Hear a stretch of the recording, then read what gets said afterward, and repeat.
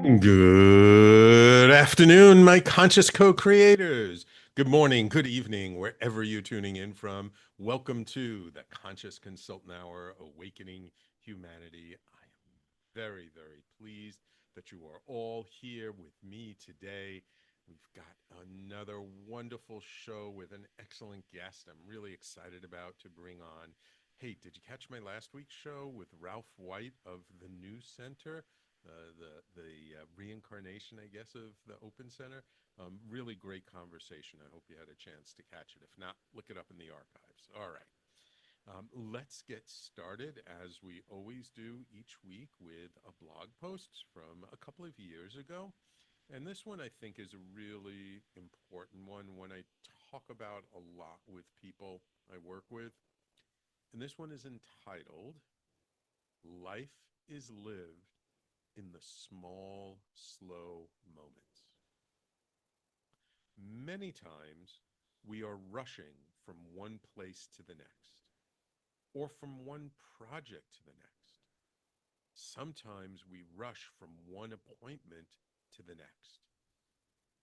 It can feel like this is the normal pace of life.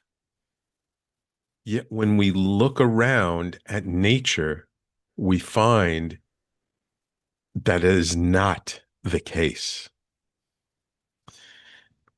Nature does not rush. It doesn't move so quickly.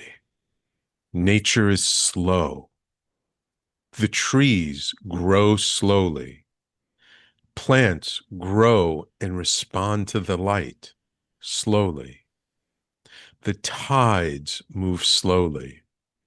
In fact, everything in nature is slow except for people. We rush from one house. We rush from our house to the car, to the mall, and back to the car and back home. Whether we work from home or work at an office, we rush to work to get things done. Sometimes we do not need to rush. Sometimes we do need to rush.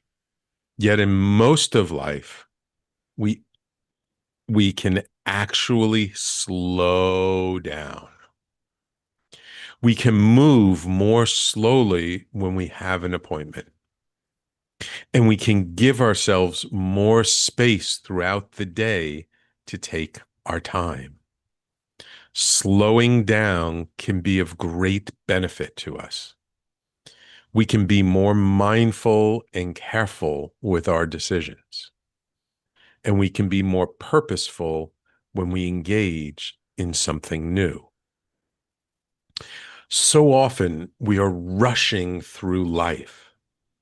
Yet the real juice of life is in the tiny moments we take to slow down, to just sip a cup of tea or stare out the window, to allow ourselves to be lost in our daydreams, or to smell the fresh air as we walk through a park. When we slow down, we can enjoy more of life. We can be more mindful and more intentional when we enter into something new. If we really pay attention to nature, we can see that by slowing down, we are in rhythm with nature. Life does not have to be busy. It does not have to be a busy, hectic experience. Only we make it that way because we feel we have to move fast. When we slow down, life becomes more pleasant to experience. For the magic of life is in the small, slow moments.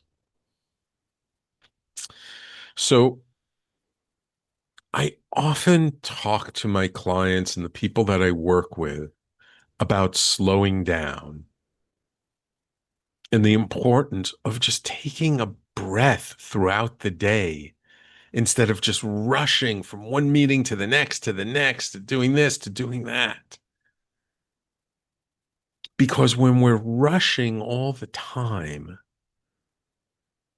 we don't have time to think, to feel, to be in our bodies, to really be present to what's going on right in front of us.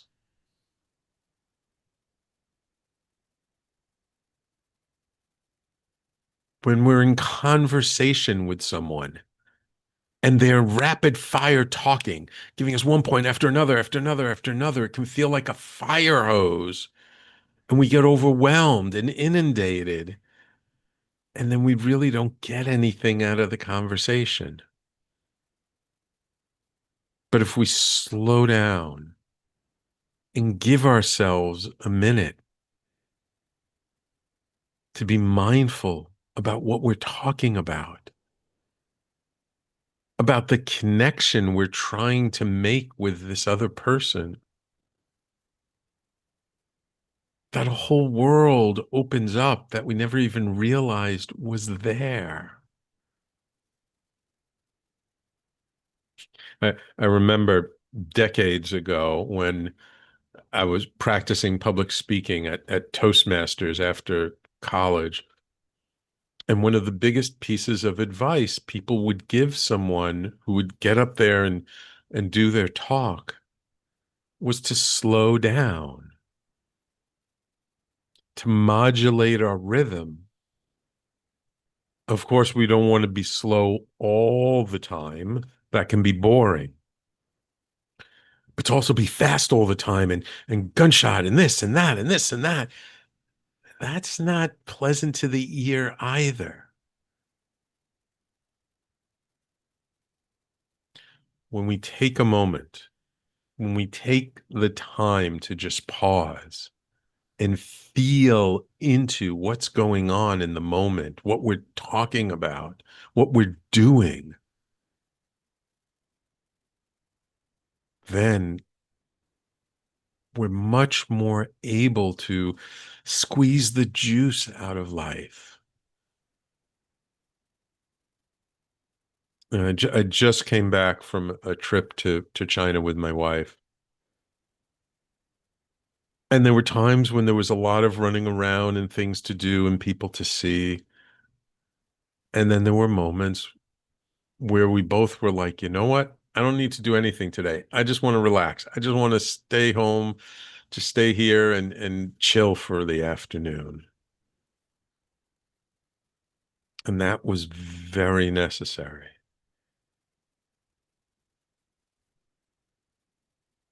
And I know that when I go on vacation, when I go to a different place, that it can get easy to get caught up in all the things to do and see, and you're only there for a limited time, so you want to try and see as much as possible. And over the years, I've really developed this attitude of, you know what? If I don't see everything, that's okay. I can always come back. If I really love it here, why wouldn't I want to come back?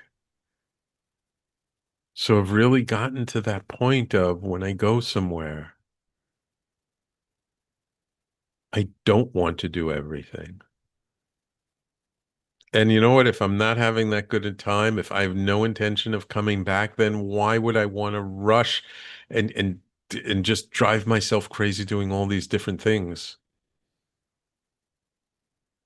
We're busy enough in our day-to-day life that when we take a break, let's really take a break.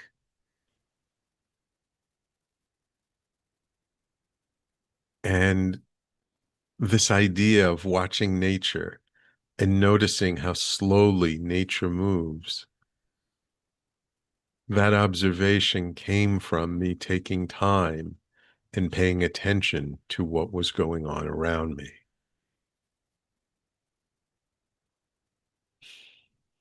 There is so much we can learn from just what's around us. And I'm sure if you're listening to this and you live in the country, in the woods, in a very rural area, and you're surrounded by nature, you probably live this every day. But, I live in the middle of New York City, one of the busiest cities, if not the busiest city in the entire world. So for me, this was a big lesson, a big lesson. So, what do you think you can do to slow down in your life? How do you think slowing down can help you in your own day-to-day life to just take it a little easier? Right? We're here to enjoy our life, not let life drive us crazy. But it's up to us. We always have the choice. And look, are there times when we absolutely need to rush? We have to get things done when we're working against deadlines and we got to do stuff. Of course, I'm not a fanatic. But if you look around at the world, we're rushing way, way, way more than we have to. So this is my message for you today, that life is lived in the small, slow moments. And of course, if you can always find my blog on my personally branded website, theconsciousconsultant.com, or on the station website at www.talkradio.nyc/blog. And if you like my blog, hey, I got a whole book full of them called Everyday Awakening, and you can find it wherever books are sold. Okay, now it is my pleasure to welcome to the show visionary entrepreneur, speaker, and transformational coach, Curtis Morley. Curtis is a six-time entrepreneur, speaker, mentor, and coach, educator, thought leader, mountaineer, and patent holder. Ooh, definitely got to ask you about the patent. He's a Wall Street journalist and a best-selling author who had a #1 release on Amazon. Curtis has built companies achieving 20 times growth and acquired 96 of the Fortune 100 companies as clients. He's been Entrepreneur of the Year, 40 Under 40, and on Inc.'s 500 out of 5,000 six times, including Hall of Fame and honored in London with the International Company of the Year Award. He has been heard on over 1,000 radio stations and podcasts by millions of people around the world. Curtis is a contributor to Forbes, Fast Company, Lifehacker, and Inc., and has been featured on Amazon Prime Video, NPR, Apple TV, Bloomberg TV, and multiple news stations, because Curtis is a sought-after speaker and has presented at events around the globe. Welcome to the Conscious Consultant Hour, Curtis. Sam, thanks so much for having me. I'm honored to be here. My pleasure, my pleasure. It's wonderful to have somebody so accomplished and such a thought leader as yourself. Um, I'm really curious, like as a kid, did you have a paper route? I mean, were you like an entrepreneur from like a young age, or was this something that kind of developed later in life for you? It was from the youngest ages. I went door to door in my little teeny town in Utah and sold greeting cards as I think I was 6 or 7 years old, Wow. going to door, trying to earn my bow and arrow kit that that I did earn. Uh-huh. Happy to say that I made that, but it was lemonade stands, greeting cards. I had my little brother actually. He loved to act and do plays. I had him and his friends create plays, and then I set up the chairs. I went around to the all of their parents and charged them a quarter to come see the show. It was, yeah, it's been a lifelong endeavor. Wow, that's funny. That's funny. Yeah, myself included. When I was a kid, my first thing that I got paid to do was a friend of mine's brother used to deliver the dry cleaning for the local dry cleaner, and he was away one summer, and so my friend was doing it. And he said, "Hey, do you want to do this for a few days?" I'm like, "Yeah, sure." And I made money doing that, and then I kind of got the bug. And then I think when I was a little bit older in junior high school, me and a friend, we used to go around on Saturday nights with the Sunday papers, with the Sunday Daily News, and we'd get a bundle off the delivery truck, and we'd go around and sell them individually at all the bars in the neighborhood and charge Oh, people like wow. twice what it was. So, I got the bug also like you, being an entrepreneur at a young age. All right. Well, um, I want to get into, what your upcoming book is all about called Counterfeit Emotions, but let's take people on the journey, but we're going to take a quick break first. And so when we come back, let's talk about um, sort of how you decided to become an author after being a coach, and what you saw and what you observed from working with people that kind of helped you to develop your message. Okay. Sounds great. I look Wonderful. forward to it. Awesome. So, everyone, please stay tuned. You're listening to the Conscious Consultant Hour, Awakening Humanity. We do this every Thursday, 12 noon to 1 p.m. Eastern Time, right here on talkradio.nyc and all over social media. And we'll be right back with our guest, Curtis Morley, in just a moment. Are you a conscious co-creator? Are you on a quest to raise your vibration and your consciousness? I'm Sam Leibowitz, your conscious consultant, and on my show, The Conscious Consultant Hour, Awakening Humanity, we will touch upon all these topics and more. Listen live at our new time on Thursdays at 12 noon Eastern Time.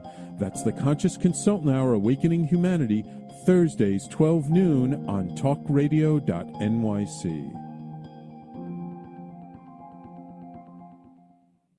Are you a high-achieving, growth-oriented leader? Are you interested in developing your authentic leadership while creating a healthy, inclusive workplace? Hi, I'm Dr. Mira Brancu, host of The Hard Skills on talkradio.nyc at 5 p.m. Eastern on Tuesdays, where we discuss how leaders develop the hard skills needed to make a greater impact. We interview experts, have live coaching, and tackle these challenges. Listen to The Hard Skills on Tuesday at 5 p.m. Eastern on talkradio.nyc. Are you a purpose-driven individual looking for deeper healing, clarity, and growth? Welcome to the Expansion Room, a transformative space for purpose-driven individuals. I'm Siobhan Larice, host, licensed therapist, and coach. Join me every Wednesday at 5 p.m. Eastern Time on talkradio.nyc. You're listening to Talk Radio NYC. Uplift, educate, empower.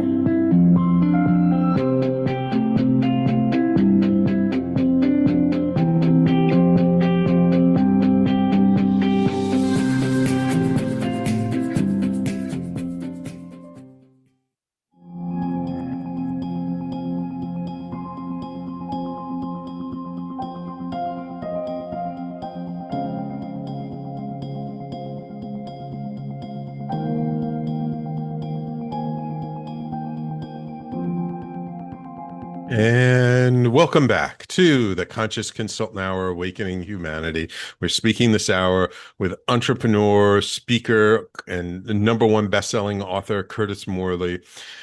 So Curtis, how did you get into the kind of coaching consulting realm?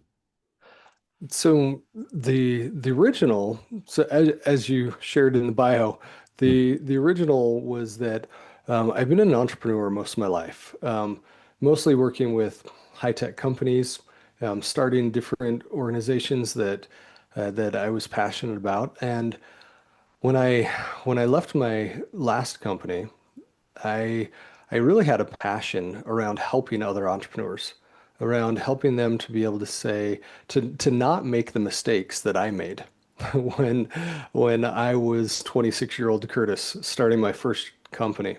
And that's why I chose to write The Entrepreneur's Paradox. Um, Was truly, I wrote the book for that 26-year-old entrepreneur that was making every possible mistake. mm, And for me, not only did I make all of the mistakes, I made them a couple times just to make sure I got them. I was like, I'm not sure I got that one. I'm going to do it again. yeah, yeah, I know exactly what you mean. And so I wrote the book for that purpose to help those new entrepreneurs that are excited about a passion that they have, that they think they can do good in the world, but they've never built a business before. Hmm. And like you said, it hit the Wall Street Journal bestseller list. It was a number one Amazon bestseller, and my publisher was pretty excited about it. And we had come up with an idea around let's do a three-book series. The Oh. next book was going to be titled The Timeline of Business.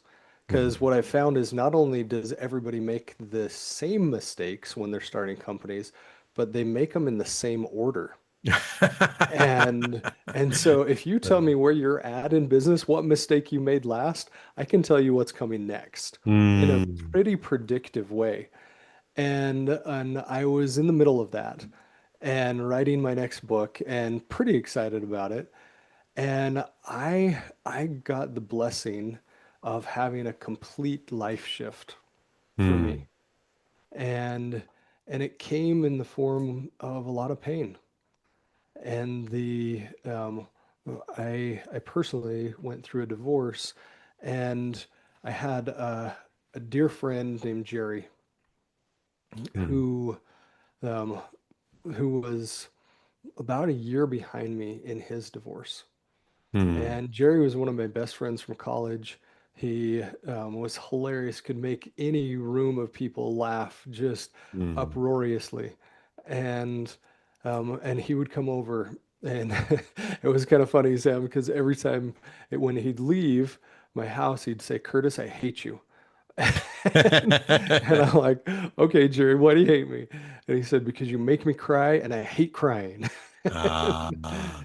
And and Jerry was just he was the life of the party. He was always, you know, he had a humor that just never stopped. And um and unfortunately, Jerry was going through some really hard things himself. His divorce, some issues with some addictive behaviors, Ah. and things like that. And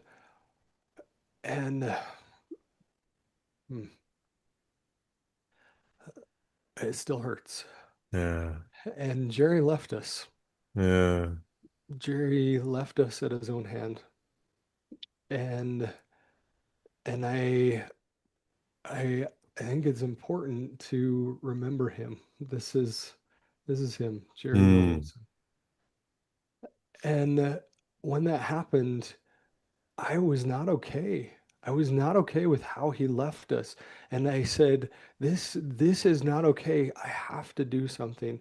And at the time I was starting to unveil these principles around counterfeit emotions. And the Hmm. very first one that I discovered was pain versus misery. That Ah. pain is authentic. Yeah. Pain is actually an important, inevitable part of life, Yeah. but misery is optional. Yes. We get to choose what we do with our pain, if we bury it under the tar and sludge of misery, or if we take our pain and put it on the side of joy and put it on the side of love. And if we do that, then we honor our pain and we turn it into a sacred sorrow. Yeah. And Jerry didn't understand the difference between pain and misery. He didn't understand the difference between guilt and shame. He didn't understand the difference between sobriety and recovery. Hmm. And when all of this happened, kind of in conjunction with each other, I called my publisher and I said, "Hey, I know we're in the middle of this next book, but I need to push pause, and I don't even know if I'll ever come back to that book because I need to write a book called Counterfeit Emotions." Hmm. Wow. Wow. All right. We'll get into what are counterfeit emotions in a moment. Um, but I just want to let you know that I can so relate to what you went through because about 15 years ago, right around the time when, right after I took over the station and the wellness center from the former owner, um, my best friend from high school and junior high school, committed suicide as well. Hmm. And I'm so sorry, Sam. and and again, same thing. He was the life of the party. He was a wonderful friend to be around. He would joke all the time. We would get together and we would laugh about silly stuff until our sides hurt. And I never knew that he had suffered from depression most of his life. Mm. I'd been at his wedding. I had no idea. And it was just a few months before he left us that my wife and I got together with him and his wife, and he told me that he was suffering from depression. I had no idea. And we talked about it a little bit. He didn't make a big deal of it. We didn't talk about it a lot. Yeah. And then, I get this message on Facebook from his brother letting me know what happened, a few months later. And there's when it's so unexpected like that, there's such a shock that comes first.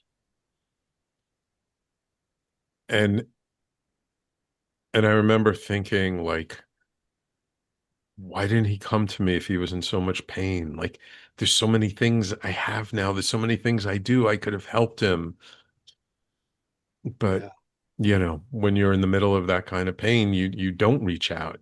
That's the thing. People like myself, expect others to reach out to us, but we don't reach out. And we're the ones who really need to reach out to people. And it was just such a shock.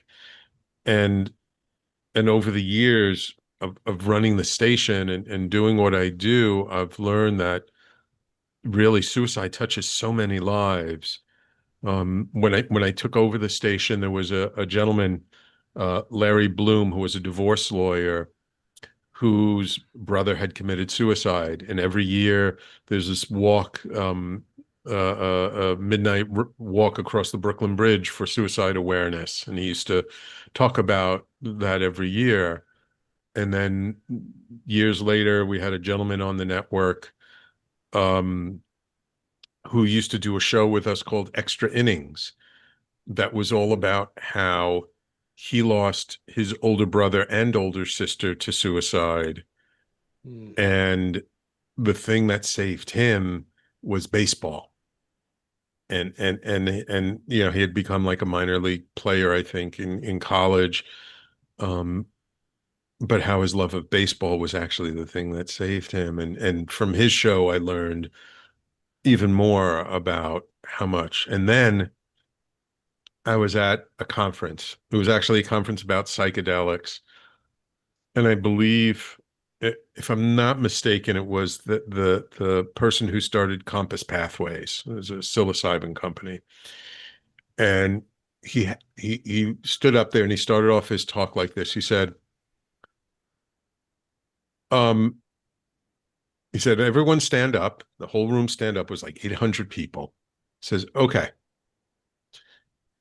if you personally have been touched by suicide, meaning someone you personally know, a close friend, a close relative, committed suicide in the last 6 months, sit down. I see all these people sit down. He says, okay, if it was in the last 10 years, sit down. All these other people sit down. He said, if you know of anyone who got touched by suicide in the last 6 months, sit down.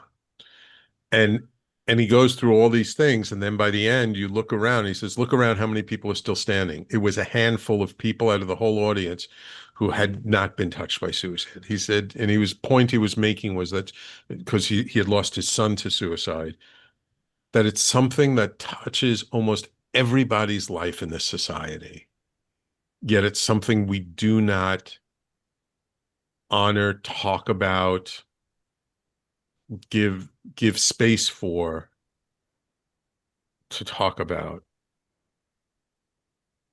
And I wonder if the reason why is what you said before about the difference between experiencing the pain and the misery or suffering that comes with it. Mm. That we can marinate in when we don't truly honor how we're feeling in the moment. Yeah. Yeah. That's why I'm doing what I'm doing. Is Wonderful. specifically because of that. Excellent. Excellent. Well, uh, I want to just pause for a moment. We're going to take a quick break. When we come back, um, let's really get into what are counterfeit emotions and what was the kind of light bulb from this experience of losing your best friend that kind of made you see it that way and helped you to really frame things in a way that people don't normally frame. Okay? Sounds great. Wonderful. So everybody, please stay tuned. You're listening to the Conscious Consultant Hour, Awakening Humanity, and we'll be right back with our guest, Curtis Morley, in just a moment. Misalignment within your sales team or with a client stalls deals and creates unnecessary friction for you and the client, resulting in up to 37% lower win rate.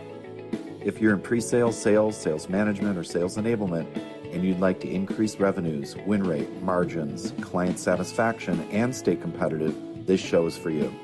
Hi, I'm Art Fromm, host of the Making Seamless Sales Show.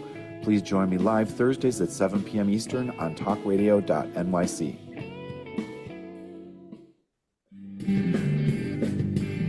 Hey everybody, it's Tommy D, the nonprofit sector connector, coming at you from my attic.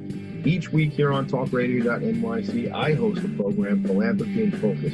Nonprofits impact us each and every day, and it's my focus to help them amplify their message and tell their story.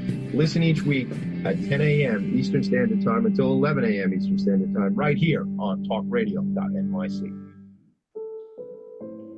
Hi, I'm Linda Marsanico.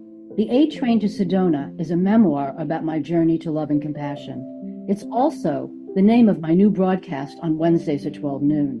When we are spiritual, we embrace possibilities and ideas, which strengthen our mind, body, spirit, health, and wisdom. On the A Train to Sedona broadcast, I plan to interview guests who embrace these expansive practices. Join us on Wednesdays at 12 noon on Talk Radio New York City. You're listening to Talk Radio NYC at www.talkradio.nyc. Now broadcasting 24 hours a day.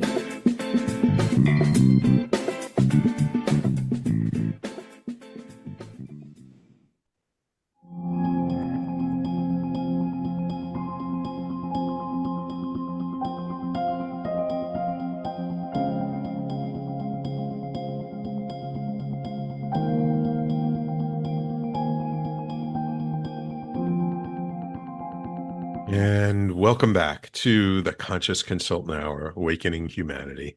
Our conversation went really deep, really quick, going from selling greeting cards to losing our dear friends.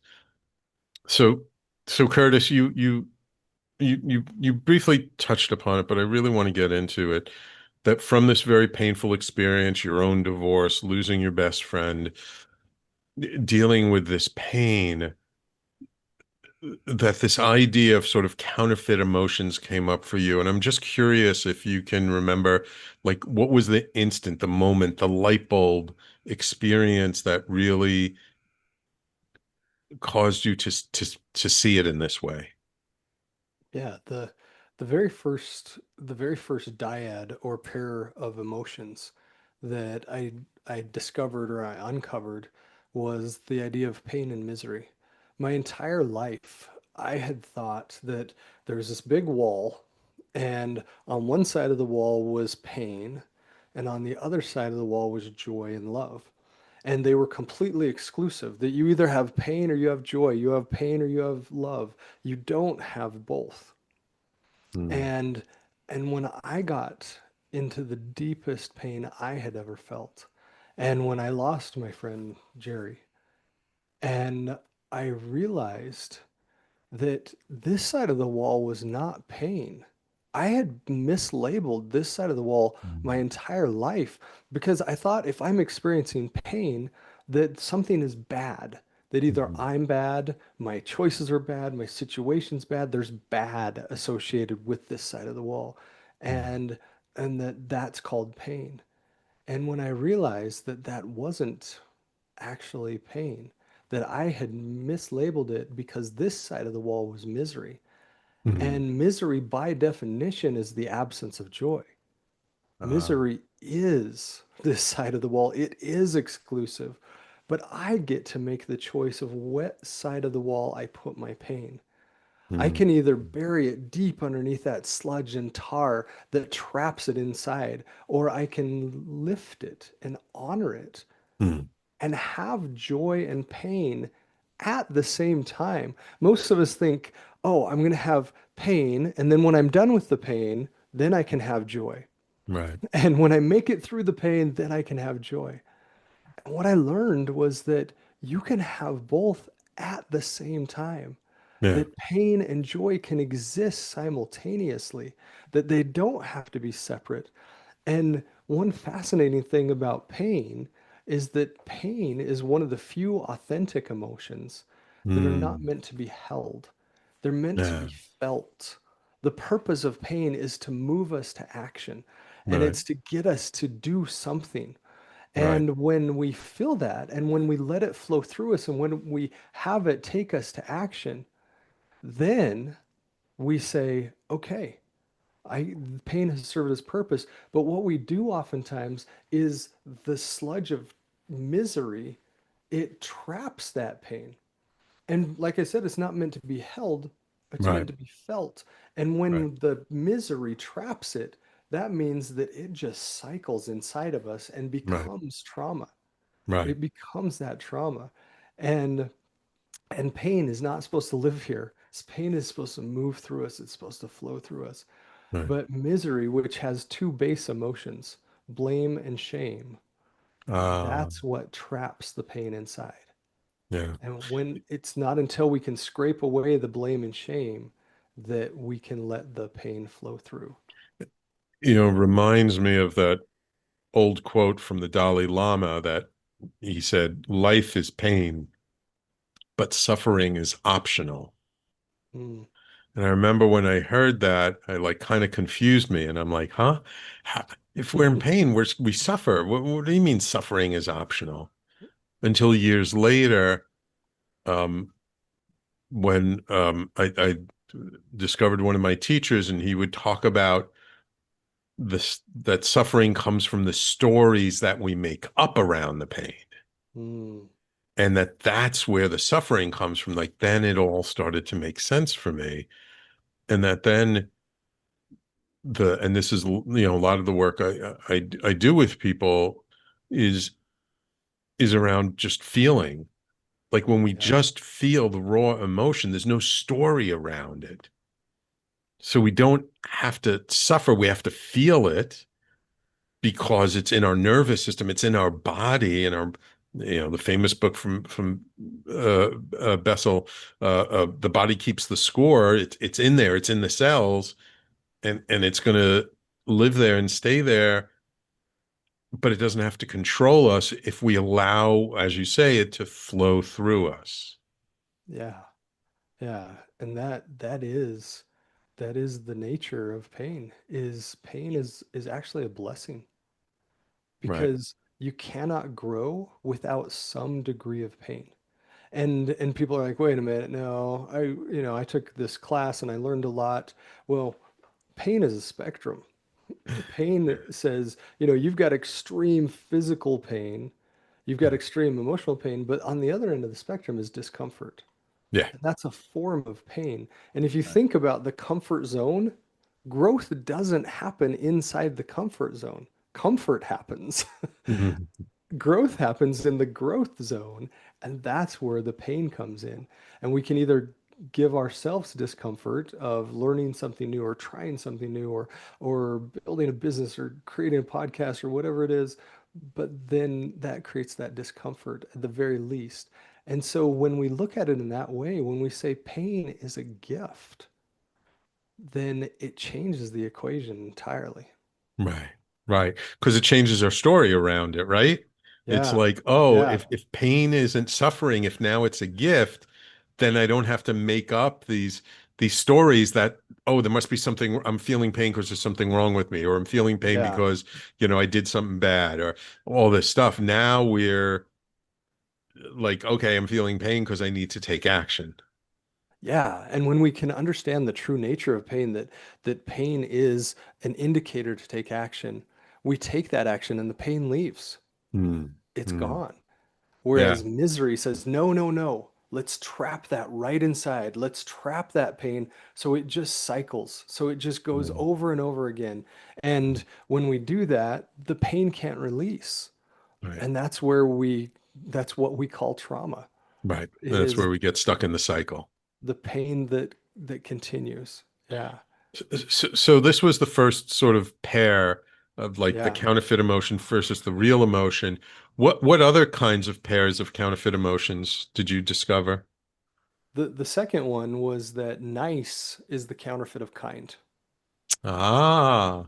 And this one kind of blows people's minds. They're like, wait a minute, hold on, time out.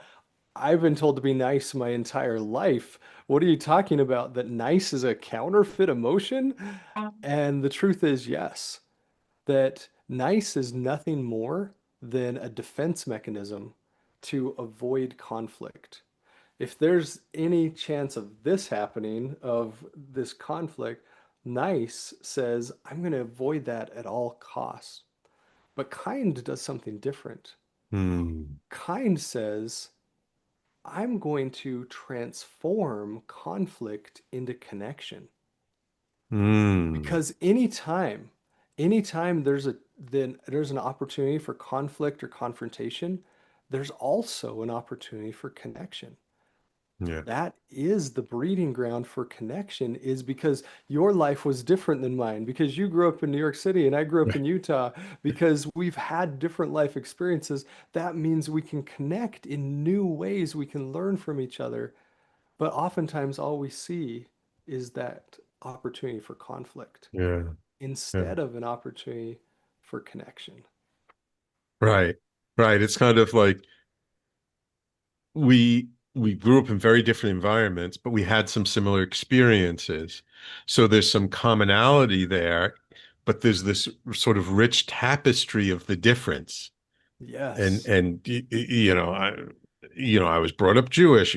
I'm pretty sure you're not Jewish, and so there's Yep. all these differences, but we're still human beings, and so there is always an opportunity to connect on that human level because there is at least some base common experiences that we can share with each other.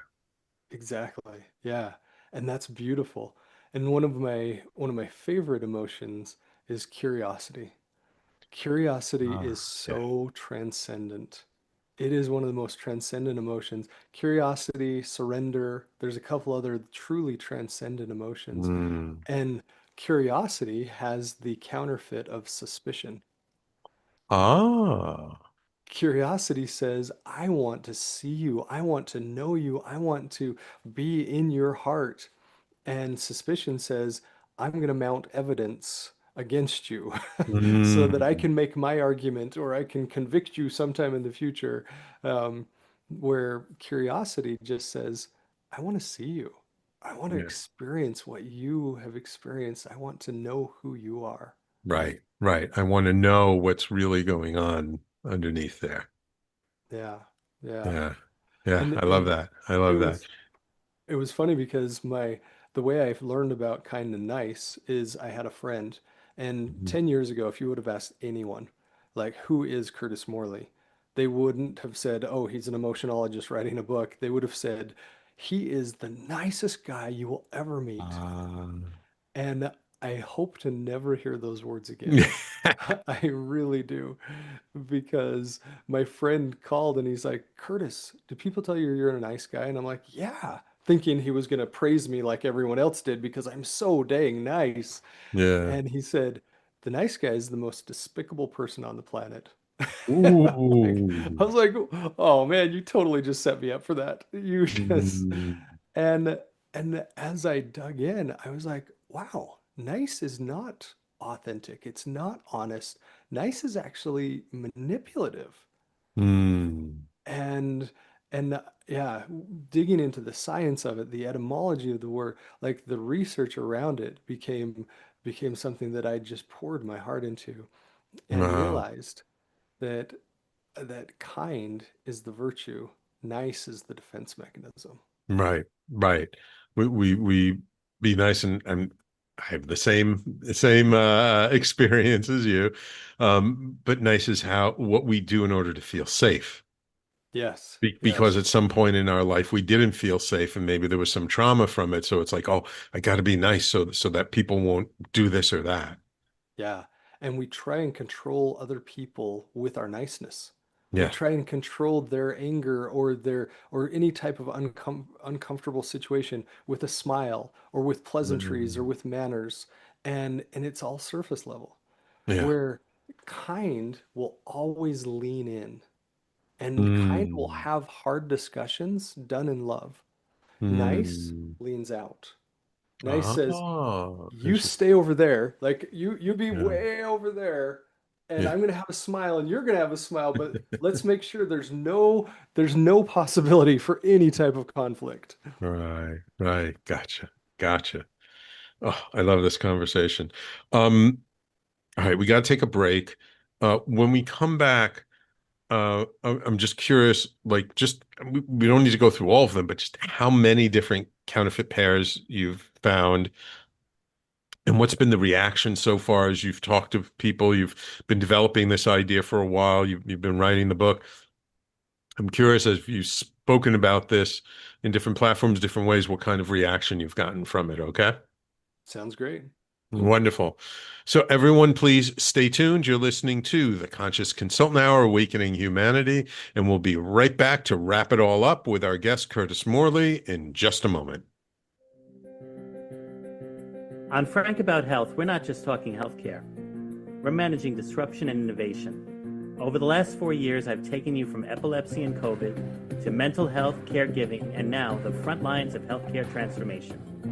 Stay tuned for a healthier future as we bring on the innovators, professionals, storytellers, and advocates who show you how to own your healthcare every Thursday at 5 p.m. Eastern Time on talkradio.nyc.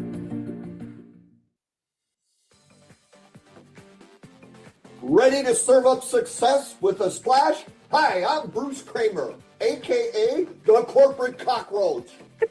I'm the Renaissance woman, Angie Snowball. And I'm your strategy doctor, Dr. Navtej Desange, inviting you to serving up success with a splash. Join us as we shake things up with real talk and real strategies centered around awareness, action, and accountability. And yes, there really is a cocktail involved.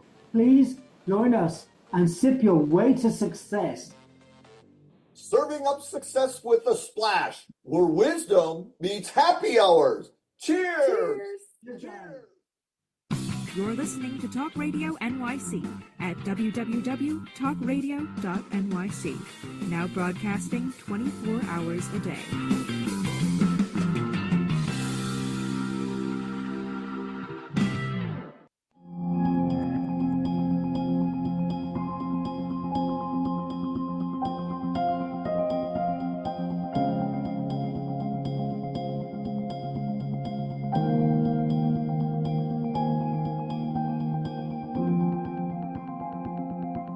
So, Curtis, we've talked about a couple of these pairs of counterfeit emotions. This is such a juicy topic. We could probably dig into it for hours. Unfortunately, we only have 1 hour for this show.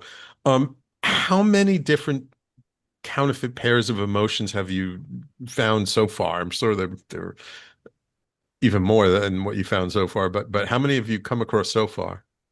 Yeah, when I started this, we actually did several different focus groups, research studies, and we found thousands of emotions, literally thousands. And it's fascinating because Brene Brown says that when they studied 7,000 people, most people were only able to identify 3 emotions that they feel: sad, mad, and glad. And that's it.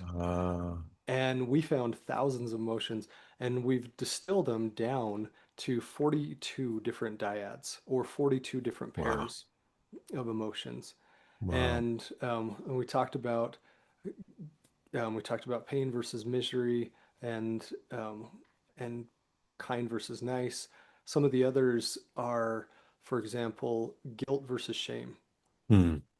And guilt in today's world is getting a really bad rap.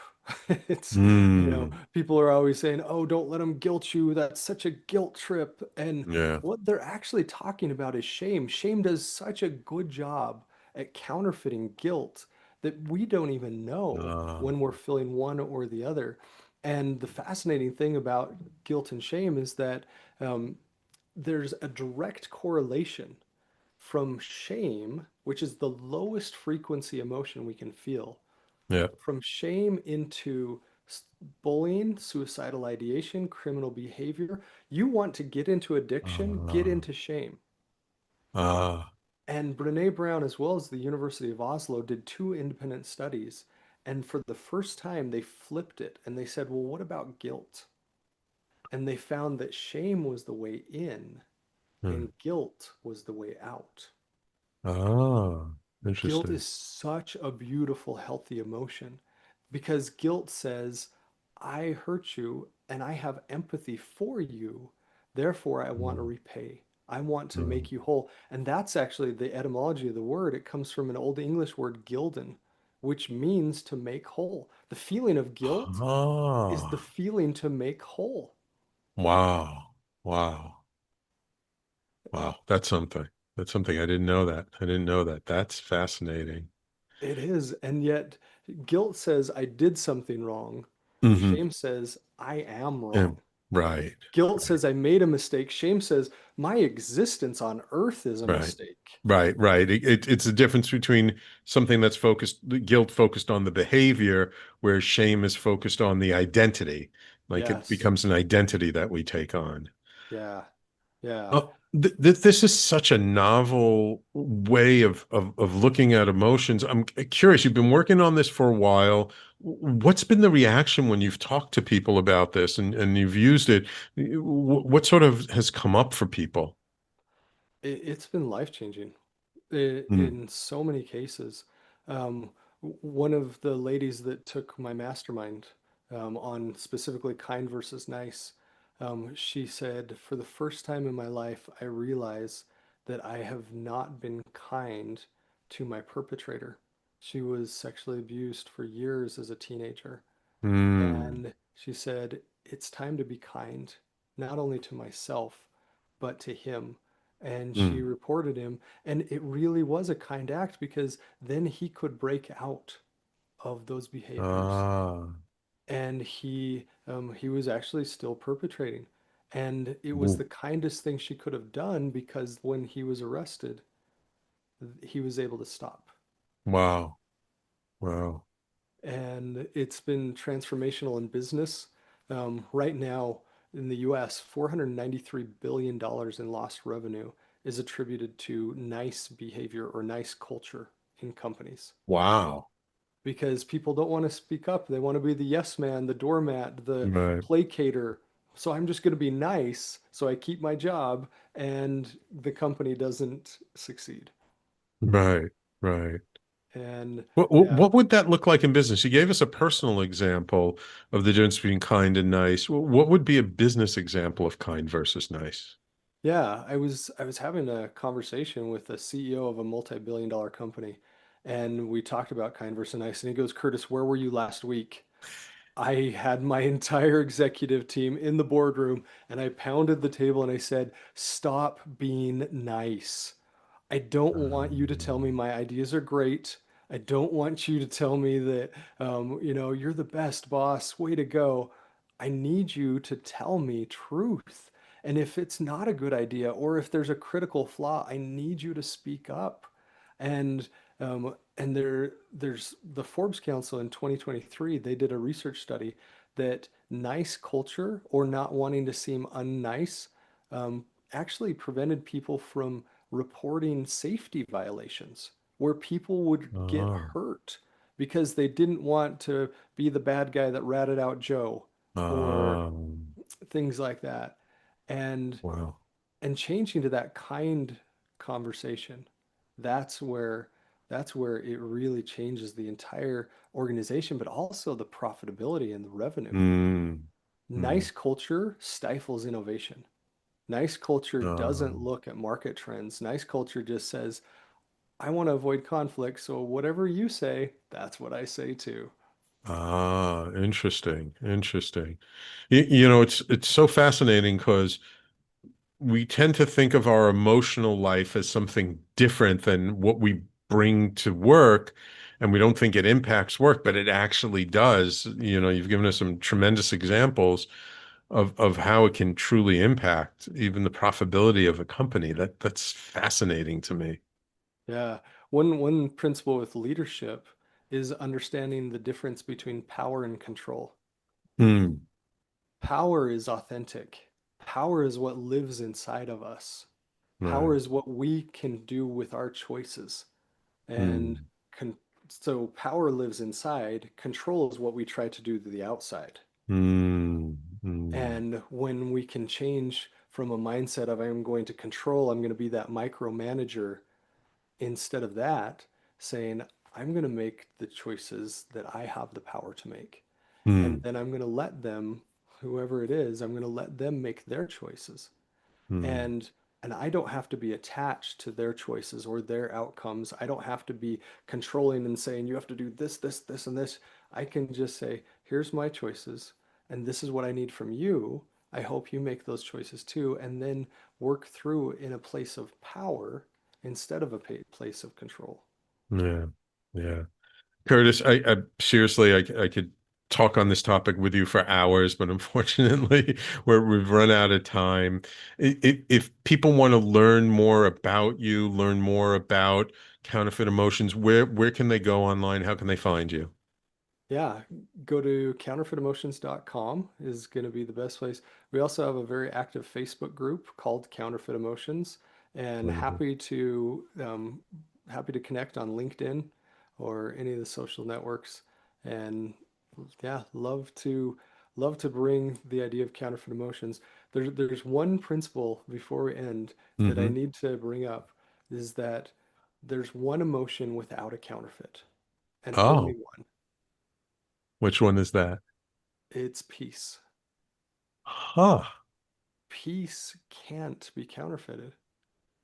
Every Huh. other authentic emotion can, but peace stands alone. And not only are there emotional reasons, but there's actually neuroscience behind this as well. That Huh. peace is so unique in the spectrum of emotions. Huh. Interesting. I have to think about that for a while. I had to really sit with that. Peace, no counterfeit emotion. Okay. I'm gonna sit with that, and I'm gonna let you know if I find a counterfeit emotion for it, okay? Sounds great. Curtis, thank you so much for taking the time out of your day to come on my show. I really appreciate it. I think this is such an important topic. When is the book Counterfeit Emotions coming out? In May of next year. Yep. May of 2006, 26. All right. But definitely everyone take a look for it. Thank you, Curtis. I really appreciate you and the work that you're doing. Thank you, Sam. Absolutely. And of course, thank you, my loyal listeners, for tuning in each week. Without you, there is no show. I so appreciate each and every one of you. And don't forget, if you did miss any part of today's show, you can always catch the replay on talkradio.nyc and all over social media and all the podcasting platforms, Apple, Spotify, Pandora, iHeartRadio, Amazon, wherever you listen to podcasts, you can find the Conscious Consultant Hour. Thank you all for tuning in. Don't forget, later today, coming up our slate of evening shows, Frank About Health, um, Serving Up Success with a Splash, and now our newest show, Making Seamless Sales with Art Fromm, our newest host. Thank you all for tuning in. Take care, everyone. We will talk to you all next week.